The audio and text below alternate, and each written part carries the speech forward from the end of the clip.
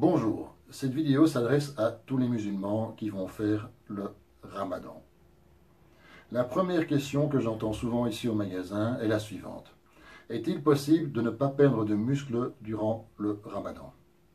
Ma réponse est catégorique non, c'est impossible. Vous allez perdre du muscle. Souvent, j'entends aussi la question suivante. Est-ce que je profiterai du ramadan pour perdre du poids ou pour commencer un régime? Là, ma réponse sera plus nuancée. Pour une personne qui a 5 ou 10 kilos de graisse à perdre, certainement pas. Par contre, pour une personne qui a 15, 20 ou 30 kilos à perdre, pourquoi pas profiter de cette période de jeûne pour commencer un régime et attaquer directement la masse graisseuse, tout en sachant que vous allez perdre quand même un petit peu de masse musculaire. Quel est le meilleur moment pour vous entraîner? Ma réponse est très simple. Le soir, juste avant la rupture du jeûne.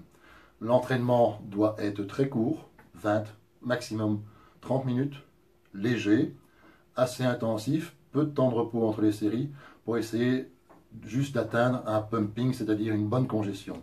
Il faut savoir que ce n'est pas durant cette période de ramadan que vous allez construire du muscle, mais essayez simplement d'en perdre le moins possible. C'est pour ça que l'entraînement doit être très court, assez intensif, avec des charges légères.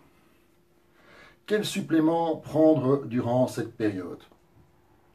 Juste après votre entraînement, je vous conseillerais de prendre, n'hésitez pas à en prendre suffisamment, entre 45 et 60 grammes de whey protein pour reconstruire, pour amener des acides aminés directement dans les cellules musculaires. Rajouter 10 grammes de glutamine qui est un anticatabolique et rajouter également 5 capsules ou tablettes de BCAA qui va favoriser la croissance musculaire. Maintenant, juste avant le lever du soleil, moi je vous conseille de prendre une caséine qui est une protéine à digestion beaucoup plus lente. N'hésitez pas à monter à 60 grammes de caséine. Il faut savoir que la caséine se digère à peu près à raison de 6 grammes par heure. Donc vous serez tranquille pour avoir un apport plus ou moins de 10 heures en protéines. Et à cette caséine, n'hésitez pas à ajouter des oléagineux, style amandes, noix, noisettes, qui vont encore ralentir cette digestion. En même temps, vous pouvez toujours rajouter de nouveau 10 grammes de glutamine, qui est un anticatabolique.